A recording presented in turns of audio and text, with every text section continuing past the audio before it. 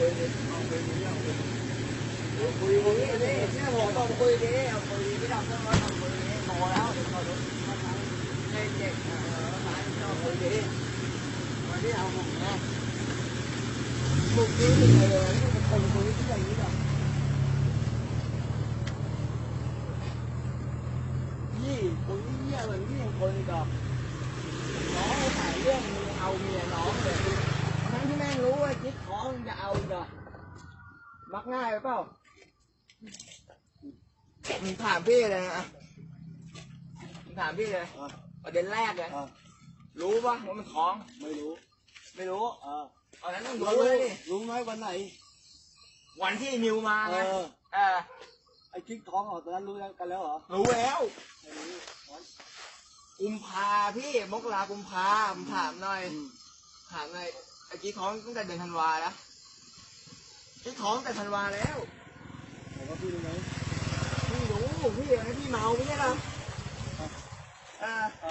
พี่ยอมรับปะพี่ยึดมันจริงปะยึดมันจริงปะพูดตรงๆแล้วยอมรับว่ายึดมันจริงปะยึดมันจริงเปล่ามันไม่ได้ยอมหรอกพี่ยึดมันทำไมฮะยึดมันทำไมคุณพี่ถ้าพี่รักไอ้ขัน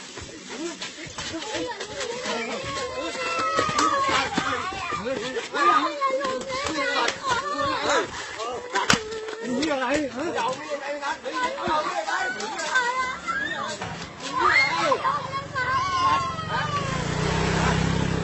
น้อยด้วยยักแม่ตัวรู้สึกผิดฮะตัวรู้สึกผิดมากนะสัตว์นี่น้องว่าน้องเราเนี่ย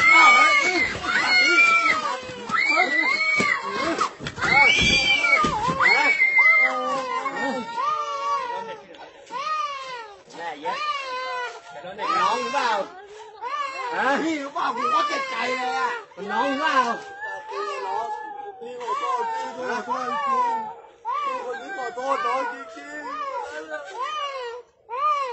รักมึงมากเลยนะพี่น้อยกูรักมึงน้องกูเสียใจทุกวันนี้กูอยากจะไปแก้ไขเลยได้ไหมกูคิดว่ากูไม่ผิดต่อน้องเหรอกูรักมึง